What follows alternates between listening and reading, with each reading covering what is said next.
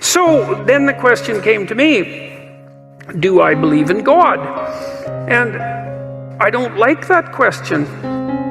And people have complained at me a lot, and I'm sure they have their reasons because they don't like my answers, and I have two answers. They've kind of become stock, which is not a good thing. But they're the best approximate. I can't figure out why I don't like the question exactly. I had three sort of burgeoning hypotheses. One was, it's none of your damn business. That's the first one. So it's like a privacy issue. Like, it seemed to me to be a question that was too private to be answered properly. And you could consider that a cop-out, and maybe it is. And then another one was, well, what do you mean by believe? Like, do you mean the words? Do you mean to say the words, I believe in God? Does that indicate that you believe in God? Like, I don't know what you mean by believe exactly, and that's got me in trouble too, because, people think that attempting to clarify the meaning of words is an attempt to escape from the question, when it's actually an attempt to specify the question. I mean, is what you believe what you say, or what you act out? Now, I would say to some degree it's both, but if push comes to shove, as far as I'm concerned, what you believe is what you act out, not what you say. And then, and if you're an integrated person, then what you act out and what you say are the same thing, and then you're a person whose word can be trusted, right? Because what you say and what you do are isomorphic, they're the same thing. But belief is instantiated in action, so I have also suggested that I act as if I believe in God, or to the best of my ability. And people aren't very happy with that either. And then the third is that I'm afraid that he might exist, which I think is the most comical of the three answers, and perhaps the most accurate one. But then I was thinking about this today when I was thinking about what I might talk to you guys about, and I thought, well, let's go into this a little bit more. Let's say you do believe in God. Say, I believe in God. It's like, okay, well, that's hypothetically pretty impressive, I would say. It's like you believe that there's a divine power that oversees everything, that is fundamentally ethical, that's watching everything you do, and you believe that. And so what effect does that have on your behavior if you believe it? Does that mean that are you all in on your beliefs? Are you sacrificing everything to this transcendent entity that you proclaim belief in? Have you cleansed yourself of all your sin, let's say? Are you making all the sacrifices that you need to make? Like, have you taken the mote out of your eye? No. Or are you in the same situation, let's say, that the Catholic Church seems to be in right now?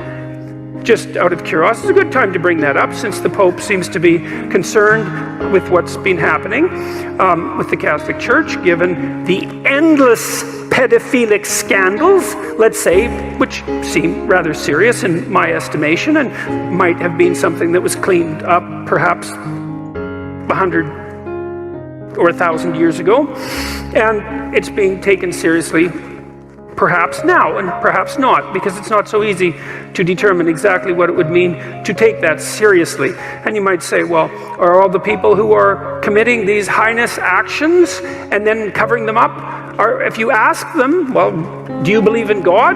What are they going to say? Well, you'd think the answer would be yes, given that they're like priests, and yet, what's the evidence?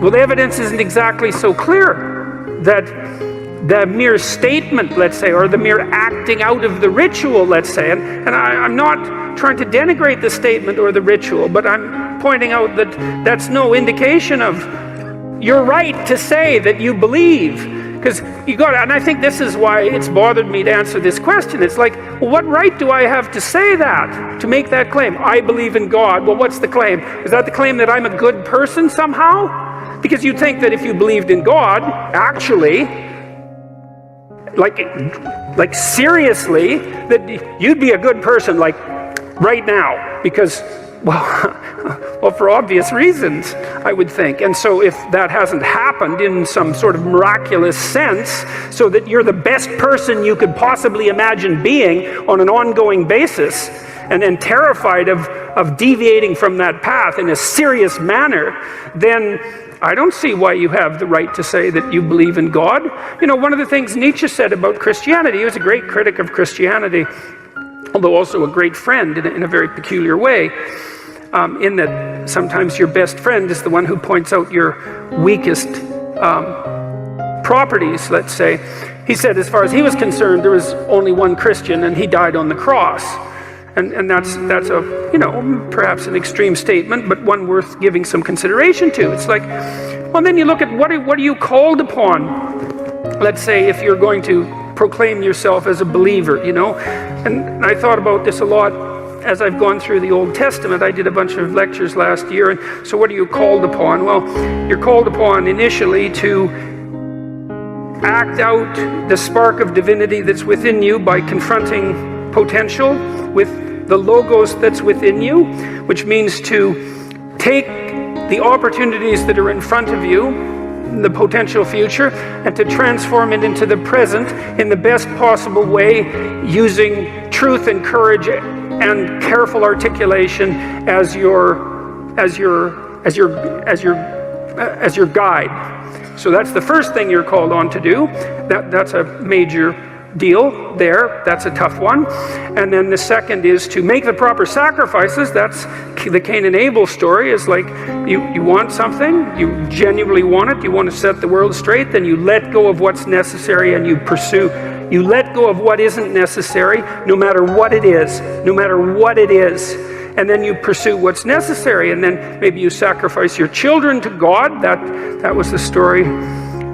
That's one of the next stories that comes up, of course, and you think, well, that's pretty damn barbaric, and the way the story's laid out, of course it is, but that isn't exactly what it means. It means that what you try to do when you raise children is that you try to do everything you can to impress upon them by imitation and by instruction and by love and by encouragement that they are crucial beings in the world whose ethical decisions play an important role in shaping the structure of reality itself, and that they have the moral responsibility to do that. And you get your ark in order, that's your family, let's say, so that when the storms come, you can stay above water for the 40 days of flooding, and you're capable of leading your people through the desert when the desert makes itself manifest, and you can escape from tyranny properly because you're wise enough to see it, and you take the full burden of being on yourself, all the suffering that's part and parcel of that. You accept that voluntarily,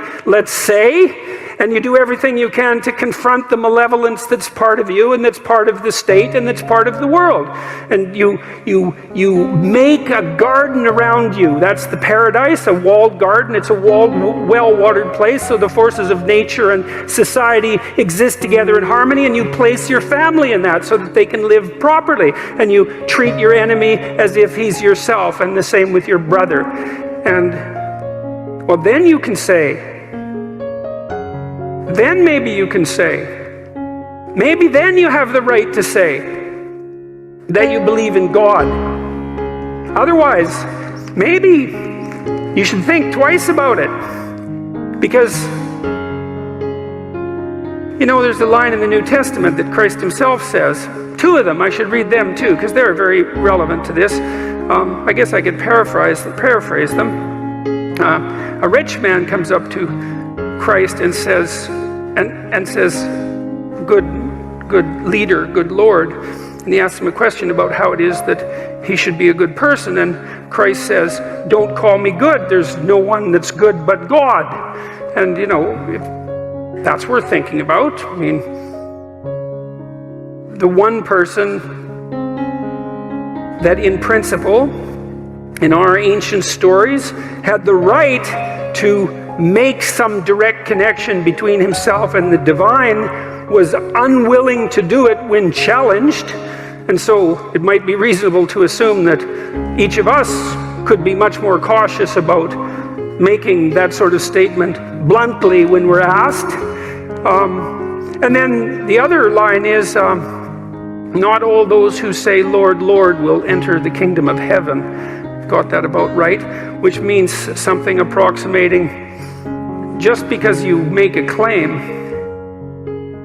to moral virtue, let's say, your belief in God, which I can't see how you can make a higher claim to moral virtue than that. You know, I mean, agnostic, atheistic, I don't really care. The point is something like this. Imagine something of ultimate transcendent value. I don't care whether you believe in it or not, but imagine that something like that exists, and then you swear allegiance to it, which is to say, I believe in this. I mean, there's a heavy moral burden that comes along with that, just to allow yourself to utter the words without feeling that you should be immediately struck down appropriately by lightning. And so I think that's why that question makes me uncomfortable.